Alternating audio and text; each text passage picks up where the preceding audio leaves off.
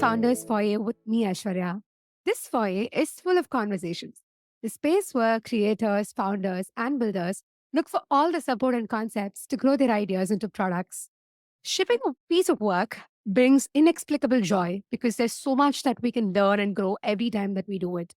While this comes with a lot of challenges, adding to the effort is the way tech platforms, the market, and so many external factors keep fluctuating.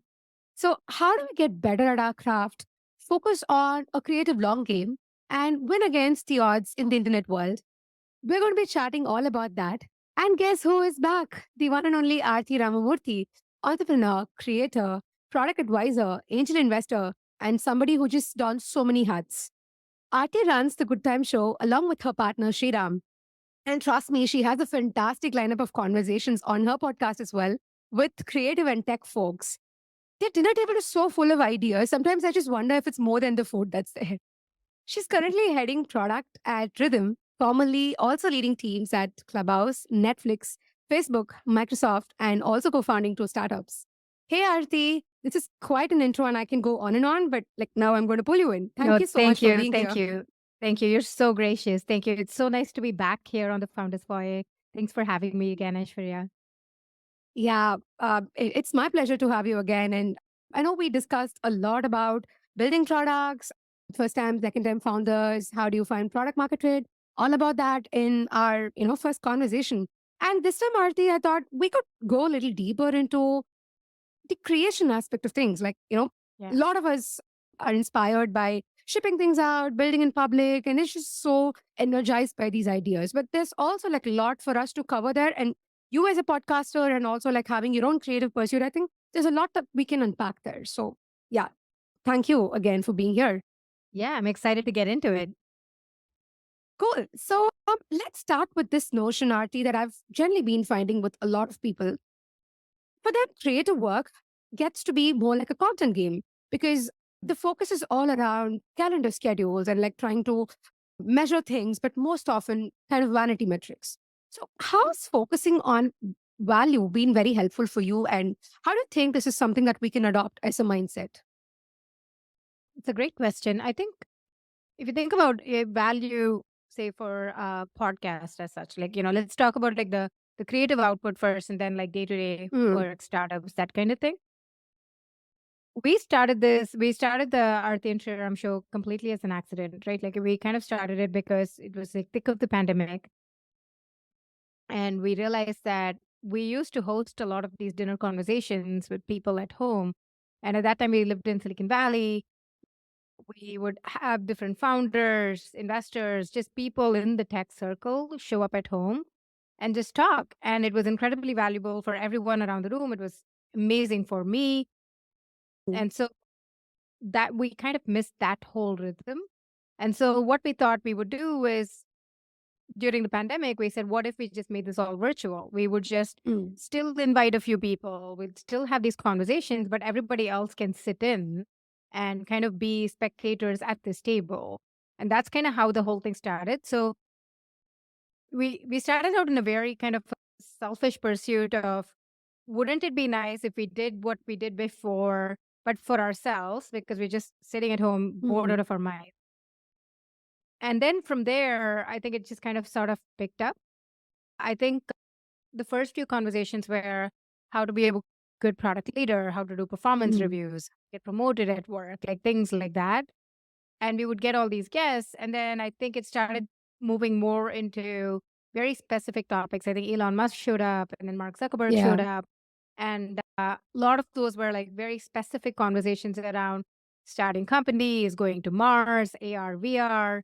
And we kind of thought, oh man, there's something here, Mm, not just about like people wanting to spend time listening in. It's about like actually learning from each other and getting inspired and wanting to go build your own company or, whatever that might be.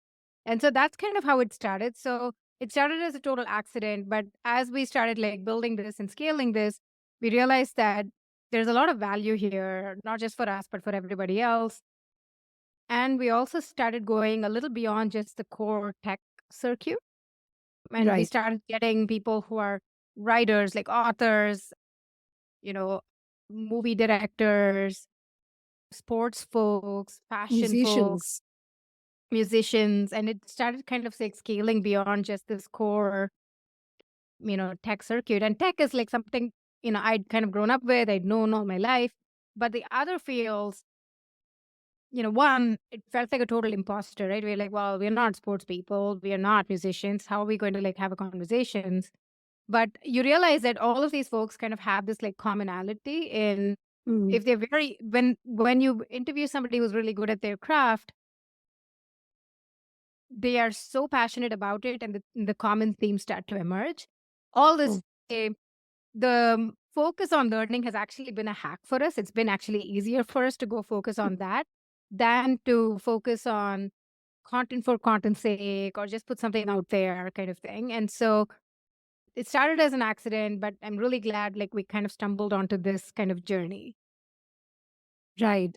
Fantastic. And I think I could resonate a lot with you when you explain how this started as an accident, because just a couple of weeks ago I was telling a person who was very keen about understanding why do podcasters begin with the podcast in the first place. I think I was trying to tell them that you never start a podcast by wanting to start a podcast. I think it's like a byproduct kind of a thing. Like you just start with wanting to have conversations or just getting excited about a bunch of ideas, and podcast just tries to become like a medium to get that done. But Right. most often the core theme is always to get the ideas out, whether it's going to be by yourself or trying to have a conversation with somebody. So I'm glad that Right. you brought that kind of mindset or a principle back, because most often the other extreme when I talk to people who are just getting excited about podcasts is trying to get into those operational aspects of it, which is good, but not too early on, because you start deciding, oh, like how do I name the podcast, or Yeah. what's the kind of tool that I want to have to set this up. But hey, like pause. Right. You don't know what the core theme is, or like what do you really want to Yeah. do with this. So that kind of creative output, or like more like the process towards creative output, I think that needs a lot more thinking and a lot more reflection on from, I think, what you explained as well. Right. Yeah. I agree with that. I think a lot of people just forget that there's some stat that says, like 80% of the podcasts die after like 20 episodes or something of that sort, Hmm. or die within 20. Like, if you make it to 20, then you like have a chance of surviving. So, I mean, if you're starting or thinking about starting a podcast, I think the single biggest piece of advice I would give is make it to the 20th episode and then you'll be fine. You can focus on production value, lighting, gear, who's going to edit it, what kind of clips are you going to put out. Like you can do all that down the road, Yeah. but make it to 20. If you persist till that point, you'll be fine. I think you can figure out what the common theme is, what the overarching story arc is, all of that stuff. Yeah. And I think you can also extrapolate this to any kind of a creative pursuit, whether it's somebody who's trying to set up a newsletter, somebody who's trying to like write a book. Right. It Right. kind of starts with really understanding the motive behind it. And Right. the example that you brought within the commonality, I think that's great, because one common hindrance is also like trying to say, oh, like I just don't know enough about this field to be able to talk or share ideas. And Right. that's also like always had conditioned mindset Right. with how we grew up. And like apart Right. from the internet world, that is, people say, oh, like you become a master and then start sharing your ideas, or like you get great at Yeah. something to be able to like just talk about it. So there's this internal filter that we start putting, and then we're like, oh no, I just don't have enough expertise on this to be able to share ideas or talk Hmm. about this public. But I'm so glad that notion is getting changed. But I Mm. also feel that this is a huge challenge. I don't know, like, have you seen this in general with people around you, Aarti? I see that. And not just like creative output, right? Like I kind of see that across the board. But I think the more common thing I see is like people who'll start but would just give up. And they would give up because it's too hard. They'd give up because something happened, something came in that week, or they feel like it's not really working. And don't get me wrong, like our podcast, we're trying to like this is not our full-time job. It's not even like a part-time thing, right? Like we're just trying to like find time to go record and make this work. So the thing that I really see is less about people not starting, but more about Hmm. people not persisting. Right. And they would give up for whatever reason, right? Like they'd give up because, you know, work got in the way, or, Hmm. some big hiccup showed up, and understandable.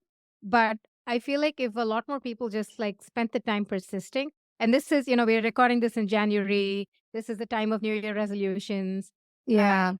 I think the biggest theme that we've seen year over year is most resolutions fall off the radar by Feb.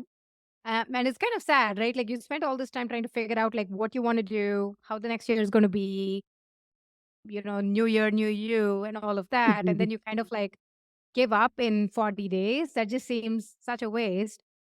So I think the thing that I said this before, but if you're able to persist and see it through for whatever Mm, duration, like, have like a milestone or a checkpoint, and say, if I make it to X number of whatever, like I will write the 50th newsletter and then I will like take a break. I will, whatever that output might look like, just so mm, that, because you're not going to get really good day one. You're not even going to get really good day five or fifth mm. time you're doing this.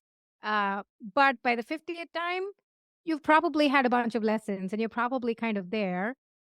And even if you hate it, if you can access to that milestone, it would at least teach you more about yourself and your creative output than you would actually think you'd learn. Yeah, that's very true, and I totally agree with that, and that's how people start building their own cadence. Like it's never to do with, oh, so that person's shipping like 5 times a Right. week, so let me go ahead and start doing that. I think that's never going to work because Right. you have to find what really sticks to you. And the couple of indicators that you were sharing, I think that's a great start to say that let me do like 5 episodes, let me do like 20 episodes, or like let me start with like couple of editions and then see where Yeah. it goes. So yeah, I think that's a good indicator to begin with. Yeah. Awesome. Yeah.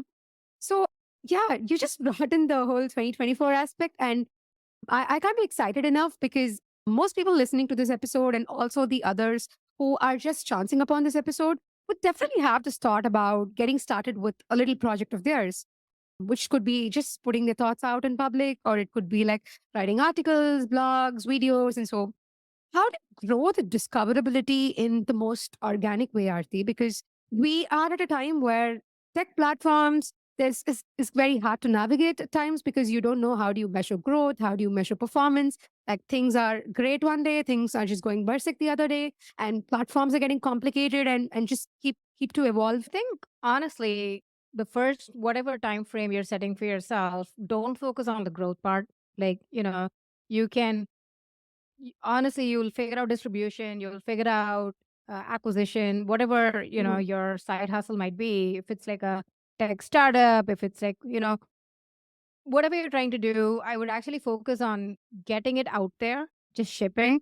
There's so little focus on the 0 to 1 work of like getting it out the door and getting other people to go see it or try it. And so much more Mhm. focus on, is it successful? And I think you'll get there and that is going to be a problem and you're going to like find ways.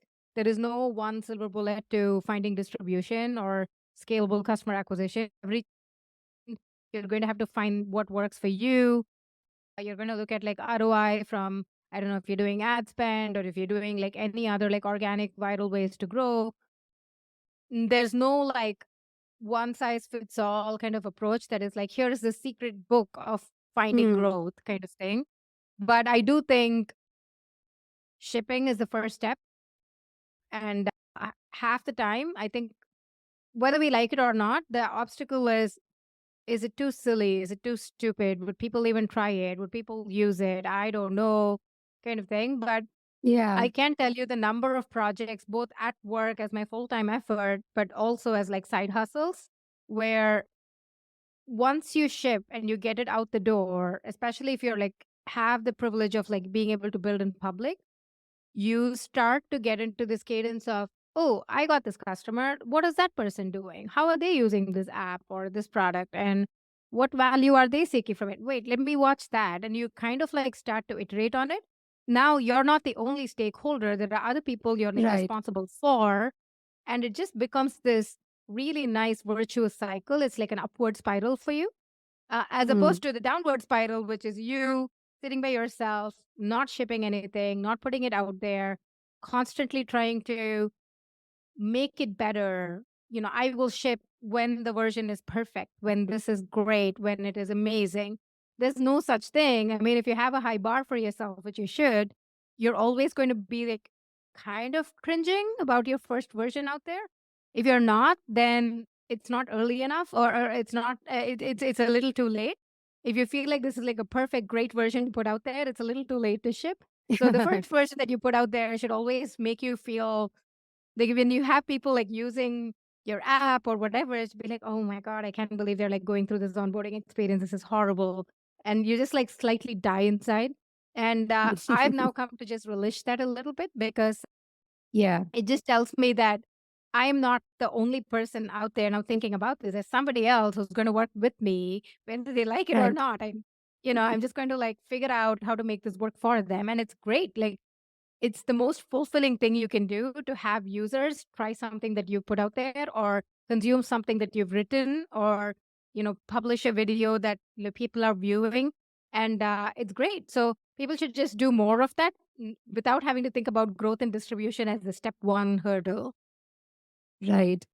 Again, a very, very relatable one because all of what you said sounds like the right kind of good problems for people to have, especially when they're new, when they're trying to ship things out, because you kind of get more of goodwill. You kind of interact with people. You get more of their thoughts only when you're able to put something out. And I find this that people miss out on how great DMs and even like very, very short comments can be like great signals for them when they initially put out some piece of work. I mean, they kind of always concentrate on, oh, but this post just got 10 likes or it just got like a couple of views. But that's not how it should be performing. Like I expected kind of a very skyrocketing way of performance. But there would be like just two messages or three messages from people, and when I pointed out and they're like, oh, but those were like just my friends, or those are people that I know, or it's just coming from somebody who just like to work, but that's not equivalent to performing well. I think that's one of the gravest mistakes that somebody could make initially, because any Hmm. kind of an outreach that you get from somebody that you know or somebody from an extended circle is definitely a signal that you're doing well and you're doing your best Right, to get things out right, there and right. iterate and get it better with every possible outcome. So that's something that comes to my mind just as you just shared this. Yeah, that sounds good. Yeah. So, Aarti, I would also like to understand more about the importance of connections, because we're talking about how you have multiple stakeholders, you kind of work together, there is no you, there's always kind of we in it. Uh, but whenever you try to reach out to people, and these are like when people tell you, oh, network is important, making connections is important, the same folks also overlook the fact that in order to be supportive, they also need to build belief capital in others and eventually have a good connection made out of it. So, from your experience as multiple avenues you've had as an entrepreneur, as a product lead, as a podcaster, how has this belief capital and supporting others in the community helped make good connections and build a good network? I kind of separate out those two, right? Hmm. I don't think they are the same thing. If anything, for you to build connections, it needs to come from a place of you wanting to help people and you not expecting something in return. And oftentimes I'll see people who will network, quote unquote network, because they want something out of this thing. And it's Right, fine. Like, that happens a bunch, but I've come to believe that the best connections happen when there is no transactional value that you're putting in place in there.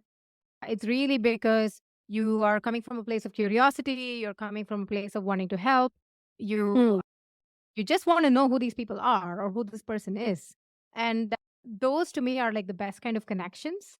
And there is a chance that down the road you might ask them something or they might ask you, but it should not come from a place of like, I need this person to try my app. Let me first be friends with them. Like it doesn't work that right, way. Like that is not how they, if anything, like we did this whole episode on like how to network, and we talk about this a lot, right? Like people forget that networking is not zero sum. It's infinite sum, right? Like you want to be able to help people, genuinely get to know them, genuinely want to be a part of whatever it is that they're doing and want them to do better. Like you aspire to like help them achieve their goals. And if you do that, then there is a chance that in the process, you've you've built this like really strong set of like connection bases, which at some point could be useful for you or could be like leverageable, but that is not the goal. That is not the intent. Yeah. And I also think this is why Silicon Valley is the best at what it does.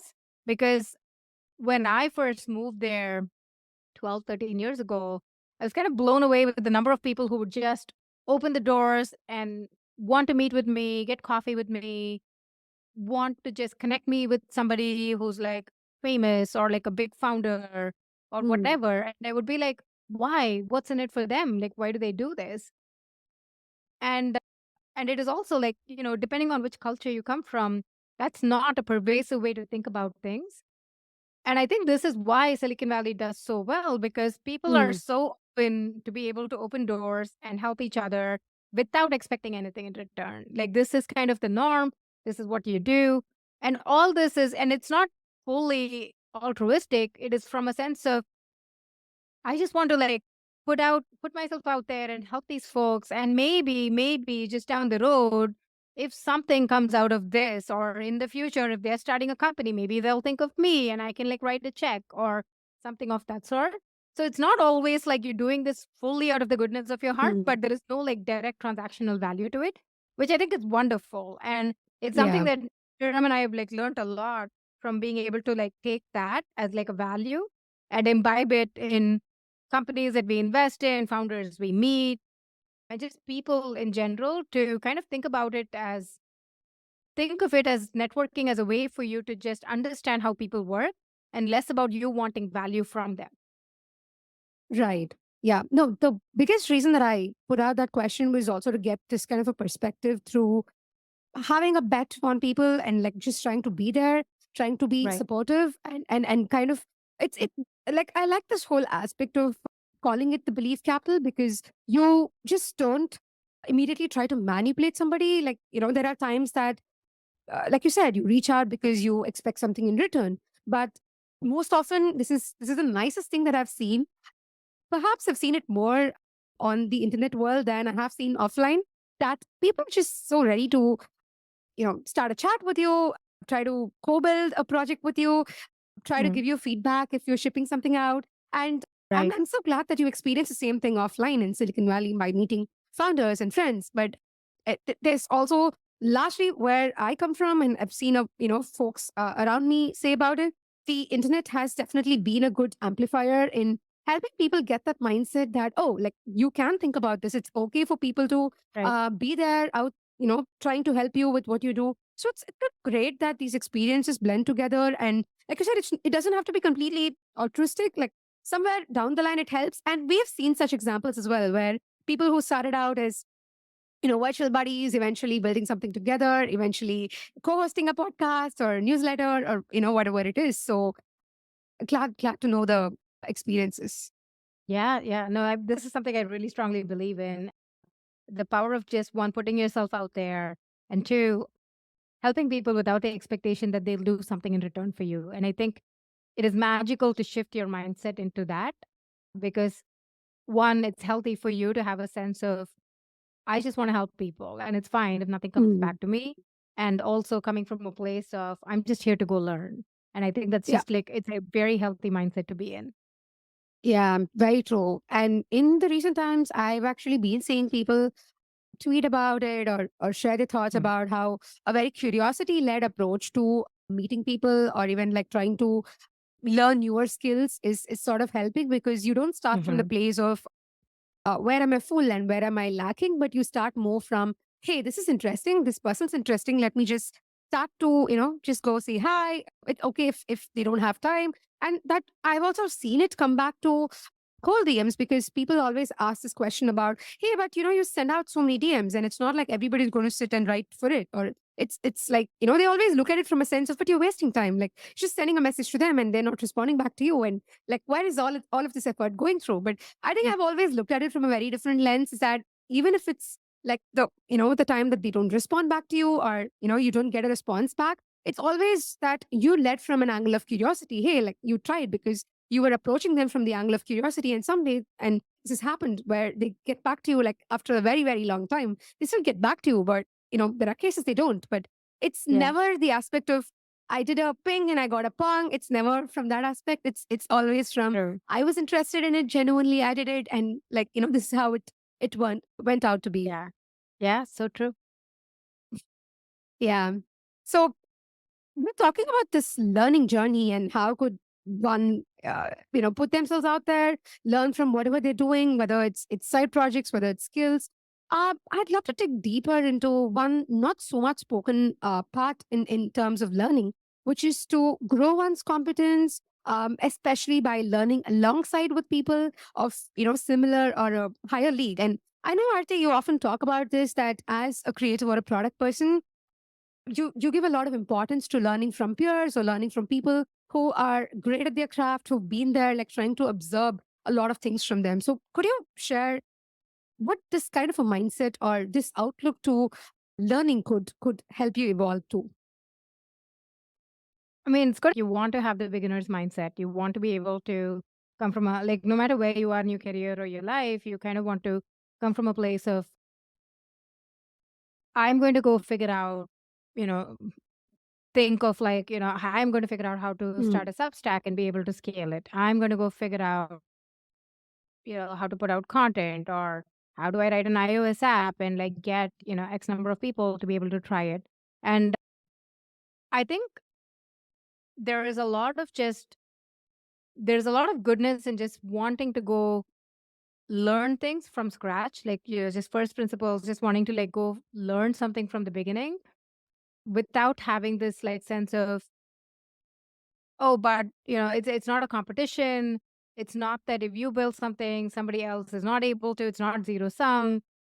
You're coming from this mindset of like, I'm just curious how people go do this, and I'm going to go learn that. And that, it can be in tech, it can be in content, it can be some creative thing, or it can be something totally different, right? And it's really up to you to go figure out what that is, and you want to go pick up. And I would highly encourage people just like pick a thing or two and just try Hmm. it from scratch. One, you'll surprise yourself on how much you're able to learn in what amount of time if you just shift your mindset to it. And also, you'll just feel really good about it. You just like try something totally new. If nothing else, this would be a great, I don't know, dinner party conversation on something that you ended up picking up and doing. And you're just like, it's a hobby that you're trying out, and you're just like learning from scratch. And also, you will be surprised at the number of people who are willing to help you out in like in your pursuit of things. Like the moment you kind of put yourself out there and tell the world, hey, I'm trying to learn this, people will just reach out and they will just like want to figure out how to help you get there and be Hmm. good at what you do and learn from that. And so even if there is like you have very little bandwidth, you don't really want, like, you don't have, ton of resources, just pick something that you can just start from scratch and be able to like, and there's just a lot of goodness that will come out of it, even though it doesn't look obvious when you first started out. Yeah. Sounds more, the velocity is important in the initial phase, like just start at it, like try to narrow it down to things that you currently don't know about or things that you think you can get good with, and then starting to put things out. I think so. I honestly think it is like Mm, consistency and persevering right, rather than the velocity of it. right, because you're right with the consistency part, because there's that kind of a question that often comes up in most creative communities that I've just like went to meet people or like try to speak to people online. It's the fact that, oh, like it is great value content, like you putting out something great, but like how do you keep at that consistency? Like how do you build that consistency? So I think it's like as much as the term and what it stands for is simple, it's kind of very hard to keep at it. I think if you're able to show up every single week and put out content, one, you are going to get better at it. You're going to find ways to make this better because you are starting to invest time in it. And two, I do think there is a moment when you start taking it as like, it's not just me in it. There are other people consuming stuff, and there are other people who are like seeking value Hmm. from this. So I owe it to them to make this better. And you will start working towards it.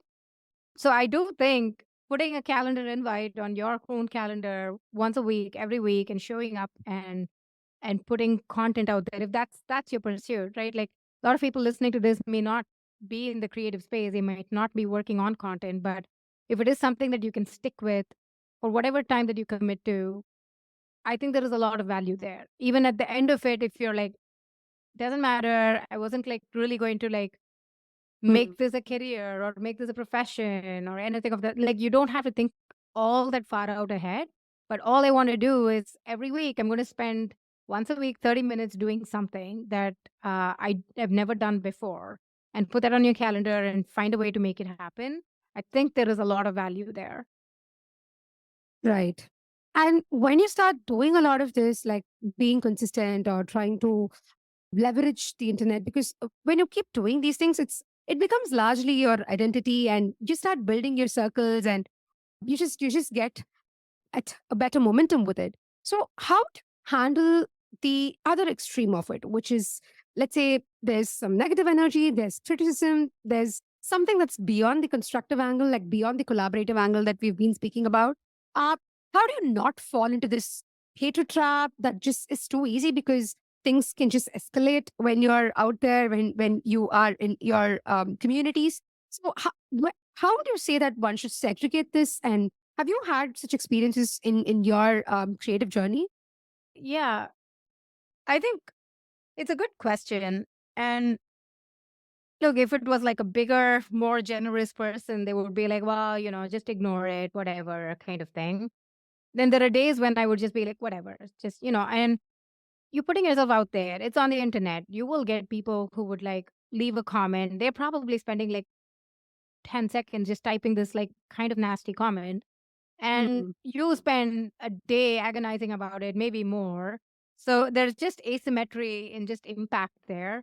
And you kind of have to like realize it, being like, are you willing to let this like thing ruin your day? And you kind of have to like, so when I was a lot younger, teenage years, 20s, I would use any of these like negativity to like kind of fuel myself into being like, well, I'm going to Mm. show them, I'm going to make this work kind of thing.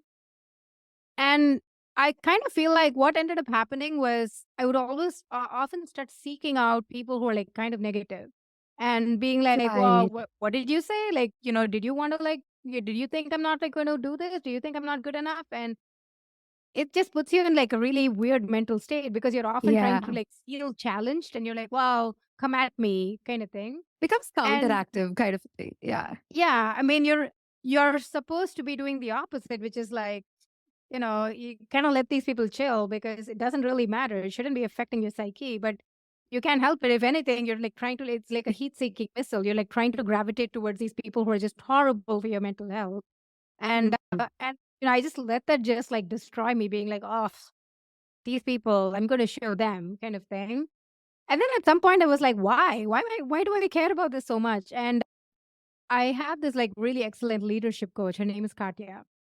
And she basically said, one of the things that she had said was, one, work with people who kind of see what you can do, who can like kind of see how creative you can be and kind Mm. of see the positives of you. And you want to like be surrounding yourself with like other people like that. And two, observe all the stuff coming in. If somebody is like saying something negative or leave a comment that is like a really shitty YouTube comment, just let it just go through your system. It's like, oh, like come from a place of like curiosity. Like, oh, how does it make you Mm. feel? Why do you react this way? Why does it like really bother you? Do you really feel like you're not good enough? And you just let it pass through your system and you will kind of figure out it's not, they have so little power over you at the end of this. Like you don't have Right. to do anything in reaction. You can just let this flow and let it slide and kind of have this like it's kind of like watching a river flow or something. You're like, well, it's in point A and now it's in point B. Great, it flowed by. Does nothing to me. I'm just going to go do my thing. And kind of be this like passive observer of negative emotions and all of that. And it sounds so zen and it sounds really woo woo. But if you truly can get yourself to that state, it's almost a little bit like funny. You're like, ah, ha, ha, like, sure, this guy said this. And You just like let that thing go by and you're like, well, okay, fine. And then you just move on because what's it to you? You're not going to spend all your time agonizing about it. You owe this person nothing. And if it was like a sincere kind of critique or actual feedback to make yourself better, you should actually appreciate it because not many people will actually do that. So in Yeah. some cases, I would just like leave a comment being like, thank you so much. I never thought about that. And I would just like tell them. But in some cases, I just let it go because what are you going to do? It's like such a waste of time for you to like just get yourself so worked up about every small thing. Hmm. And it always be this way. I used to be that person who was always like getting so riled up, so frustrated, so negative. Like I'm never going to go post. Like I think there was a time in my 20s when somebody left some anonymous comment somewhere for some article that I got covered in, and being like, "Oh, if she wasn't Mhm. tweeting all day, maybe she would like be a better founder or something." And I was like, "The fuck is that? Like, how can you say Yeah. that?" And I looked at my Twitter history and I was like, I tweeted once this week. What is wrong with these people? And for some reason, I just stopped tweeting for like months after that. And I was like, oh, Oh, damn it. no. And now in retrospect, I was like, why did I let myself like get so impacted by it? It's just this person who's probably like eating popcorn, leaving this anonymous comment, like faceless person, just putting themselves out there saying this mean thing doesn't they're not even thinking about me, like, whatever, it's just life moves on. So, Yeah. all this wisdom is much, much later when I'm older, but when I was younger, I was definitely not that, like, zen about it. Yeah, and that's where most of them start, right? I think when you begin with shipping things out, you're always at this. To me, I look at this more as not the age, but more like how early are you with putting things out? So you could start, Yeah. let's say, when you're 30s, but you could be still new to putting something out in public and trying to see it all glitters. It's like, oh, I got my first like, I got this person commenting on it. So it's kind of nice and shiny in the initial phase, but like you mentioned, it could turn the other side out, and you the mind shift that you had with respect to like what it could do to you back. You start seeking out such people. And for me, the realization was even much later to always look at it more from the energy perspective. So I was like, oh, is this giving me like a very negative energy? So I'm just going to like keep this away, or I'm just like not going to let this come in the path of putting things out. And yeah, it definitely comes only after a few times of looking at it, a few times of shipping things out. But, like initial phase, it does get to you. And I'm glad you shared that personal experience, because for a lot of people, it could turn a very anti thing. Like whatever was giving you as your superpower can turn against you. Like it could say, like, oh, you start shipping things out for people. You start shipping things out to prove somebody that, hey, I am good, or like, I kind of deserve that worth. But you've always deserved that worth. You've always deserved it because you started shipping in the first place. Like you started putting out your idea, and like you started giving it more form in life, and that's how you begin with, whether it's an article, whether it's a product feature. But you start thinking about it more from a lens that somebody's engineered for you, and not from how you started it initially. Yeah, totally. Yep. Yeah, so yeah, that is very, very relatable. And this is also like pushing me to think in the angle of optimism, because we're talking about how things could get critical, things could get very nasty in terms of, yeah, there are people who don't like me, that's okay. And sometimes it gets very much to do not with the person, but also with the tech as such. Like let's say you put things out, and it's kind of in a very, very different domain, a very different idea. Sometimes the attack is not on you as a person, but like kind of pulling the whole concept down, or pulling the whole thing down. So I want to talk about the other part to it, which is being very enthusiastic about technology, being able to build that sort of contagious optimism in making a business grow, and in helping people amplify their stories.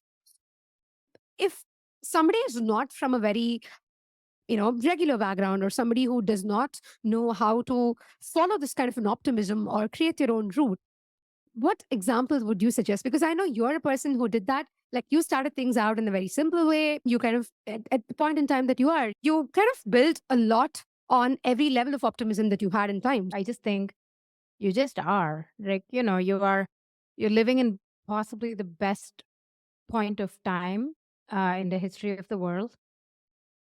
If you are if you have reasonable internet access, if you are in a place where you have like your basic, like, the Maslow's hierarchy figured out, you are ahead of like most people in civilization, up to this point in this history of time, right? Like all of these people before you all had life in like in somehow in like not as great a way as you are in right now. So not to be Mm, like, oh my God, I'm so grateful, whatever. But I think it is also a sense of like, from a techno optimistic standpoint, I've always been a techno optimist. yeah. Tech has given me being in tech, being involved in tech, being able to build things has given me a lot, both like, Mm, just a tangible, like financial success, that kind of thing. But also, this is a part of my identity. Like, my identity will always be rooted in being a part of the tech industry. And so I always have really positive things to say when it comes to, do you believe that technology can change the world? I think technology is changing the world. It's always been the case. I think founders are the people who are going to change the world. I think you have to go encourage more and more and more entrepreneurism. That is like the single biggest like secret sauce, I think, to solving problems. And I don't know. I mean, I think that's also why you kind of gravitate towards like pockets of people who kind of have a similar belief in you. mm, So for me, nobody in my family was like really into tech growing up, like not my parents, anybody else, because tech was like relatively nascent. But then getting into it, it gave me my first job. It gave me like a career. I ended up like starting companies, hiring people, like being in a point where we can now build things, put things out there. Like if I'd started mm, out as, I don't know, like, an architect or something of that sort, I think it's a little bit different. Not to say it's like it's impossible, but for me, I can basically pull up my laptop in my bedroom in my pajamas and start like building something and shipping something. And there are thousands, like how tens of we're thousands, recording this millions episode. of people. Yeah, exactly. Then there are like millions of people who will like consume it, right? And I think there's so much to say for that. Like there is so much magic Mm, to that, right? And so it is hard for me to think of why you shouldn't be a techno optimist. I don't really have some big advice on why everybody should be an optimistic. Why not? Like what your life circumstances might be different, your career mm, circumstances might be different, but if you are working in technology and you have this kind of career arc, you can still pick up your laptop and build something cool and put it out there for the world. And that's more than what most people in our history have been able to do. And I think there's something to it. So yeah, I mean, it's just my personal belief. It's kind of what our show is themed on. We are big fans of builders, creators, people who put themselves out there. We are techno optimists at the core of it, and and we also seem to gravitate towards people who have a similar belief and culture. And that's just generally been net positive for all of us, right? Like we get to mm. learn from each other, build things with each other.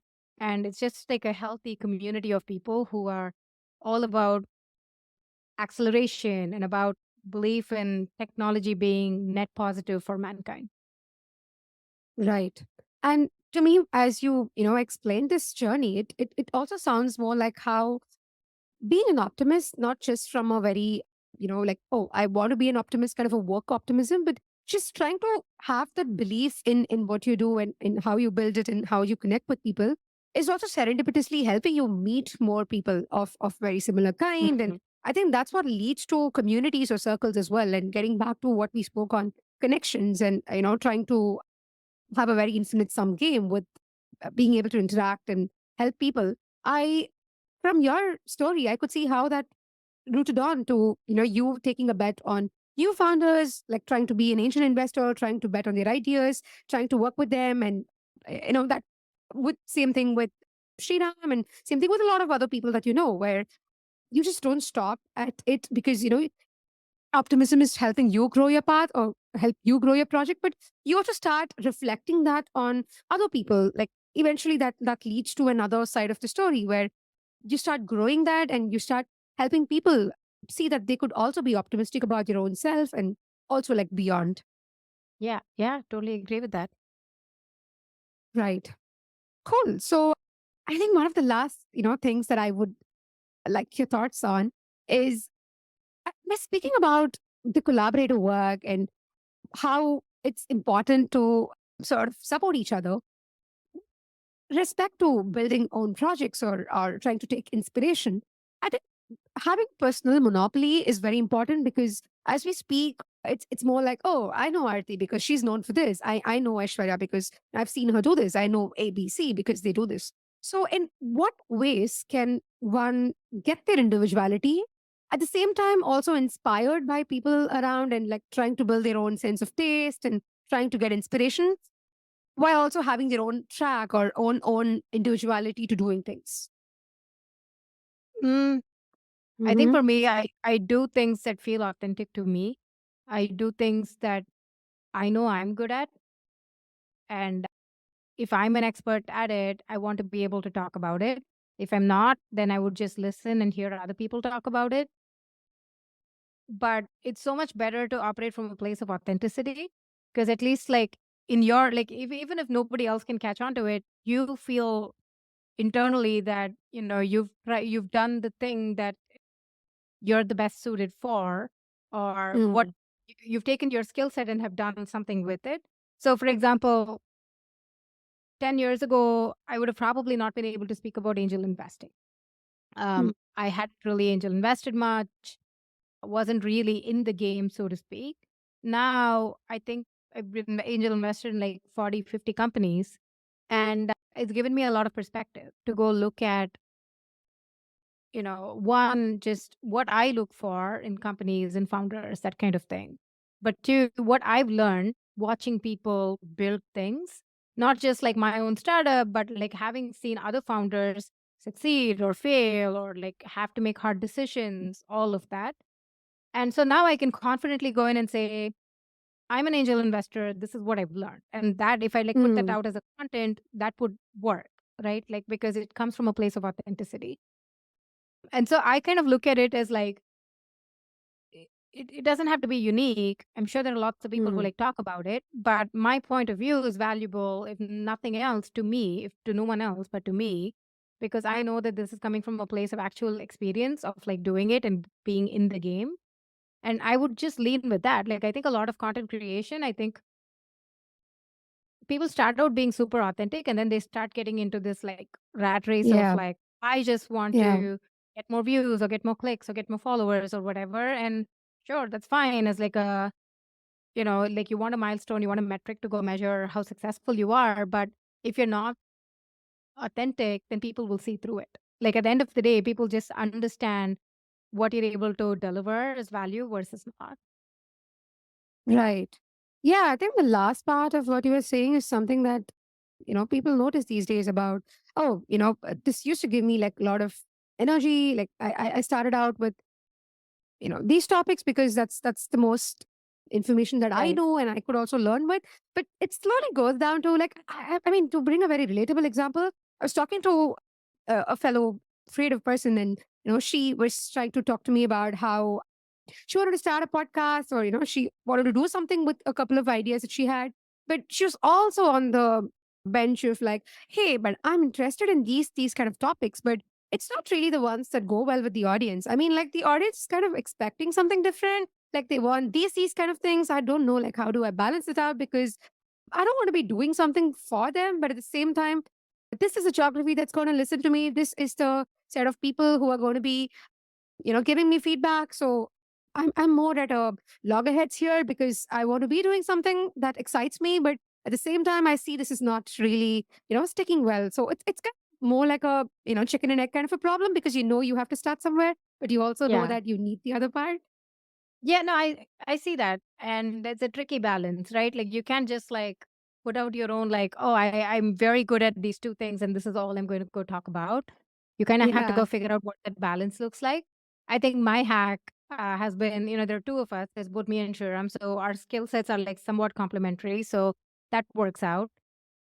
And Mm. then when we get guests on the platform, we, like most recently, I think we got Vinod Khosla on the platform. And that Yeah. was really good because, as much as I can talk about angel investing, here is this man who's just prolific, right? Like, is like invested billions of dollars in companies and is like the de facto expert in the room, so to speak. And so there's a lot that we learn from him. And so there Mm, are ways for you to navigate by figuring out what is it that you're good at doing versus like what can you bring to the table or who else can add right. their value and expertise. So you can still put out the content. It doesn't have to be all from you, right? Like there are ways Hmm. to go, but yeah, it's a tricky balance. Like you kind of have to figure out Yeah. what does the audience want, what's going to work, what are you good at, can you do anything else, and kind of like figure it out. But for us, this is not a full time thing. Like this is not something that we want to do as like a profession, right? Like it only works because we Mm, do it as like a hobby. It's a kind of a creative pursuit for us. So we can kind of get away with doing what we want, and that's worked out okay so far. So, but I do get that it's like kind of a tricky balance in there. yeah. Yeah. And like, yeah, the best way you could navigate this is to again get back to a sense of reflection to understand, what made you start this in the first place? Like, is it Mm. because it's going to be your career, or is it because you do it for fun? You do it because you have so many ideas exploding in your head, and you just want, somebody to talk about it to. Uh, I think that lens would definitely, help clarify how do you want to pick the direction for whatever you want to do, whether it's a podcast or whether it's a newsletter. But yeah, there is also the tricky part because most of them don't do that reflection in the first place, but like try to jump into the band of, oh, like I'll start shipping things because this kind of had like so many views, so many likes. So I see that this is the kind of pattern I want to navigate, and that, that runs out too quickly for them. And then they come back to say, oh, this is not working out. Like, how do I, do it again? So yeah, I think That's the okay the too. reflection. Yeah, yeah. Yeah, that's okay too. I mean, look, if that's what you want to do, if you just want to like copy Exactly. and Yeah. learn, that's okay too. Do what works for you. Do what makes you feel like. I would still pivot or hinge a lot or give a lot of weight to putting yourself out there and being consistent than to be like, "Ooh, is it creative? Is Mm, it unique?" Like, sure, you can, yeah. but most people don't even make it, past like a specific threshold. So I would first focus on that. Like to me, that's like a first order problem, and then you can like figure out everything else.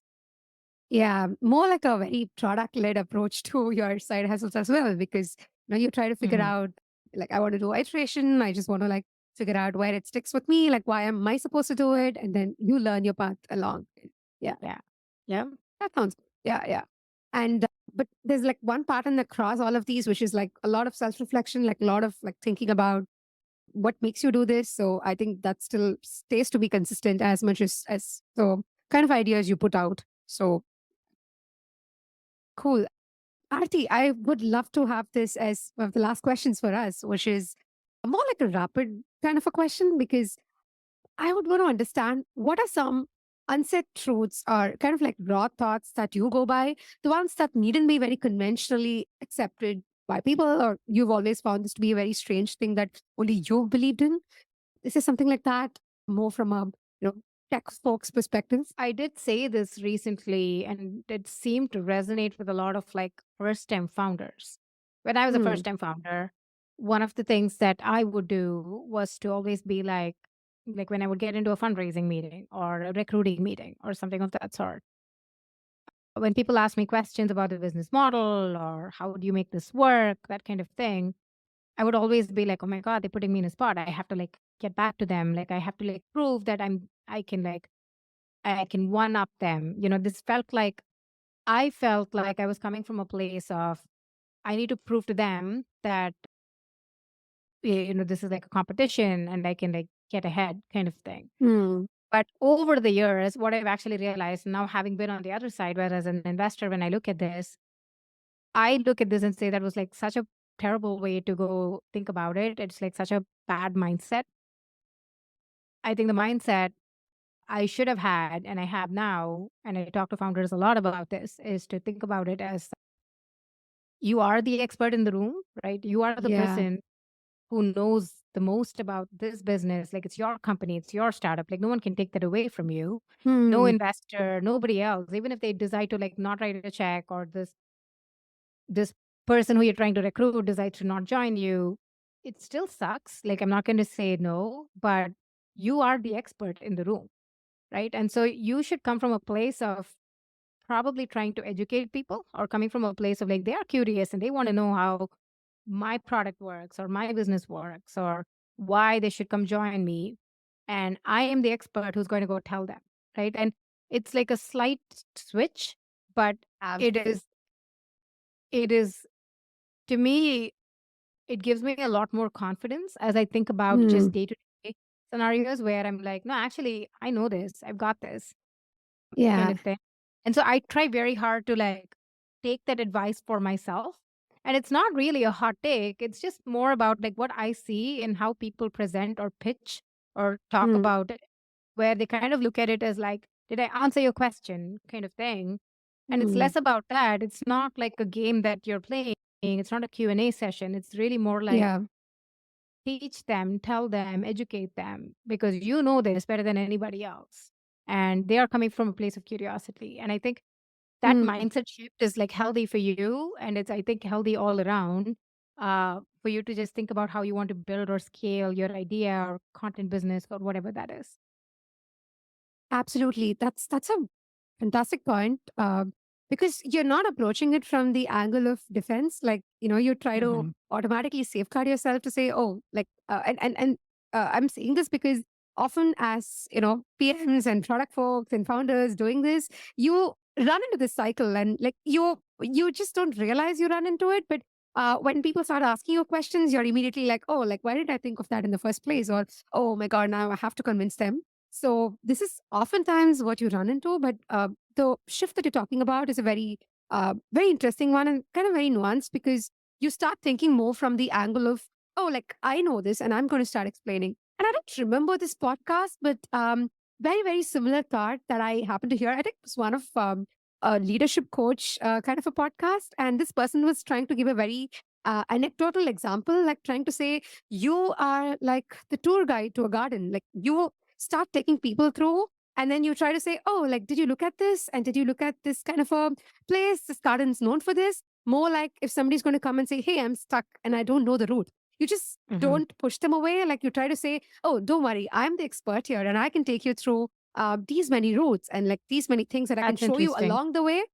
So that Yeah. blew my mind because you Mhm. often try to look at it more like oh, the maze is here. Like, let me go through the path A, path B, path C, but you don't try to show people the other perspectives that are along the way. So the Mm. place from which he was saying was more like, as you take them along the route, try to add this point to say, oh, by the way, like if you're interested, there's a spot here where you can stand and take a photo. Or if you're interested, let's probably go there.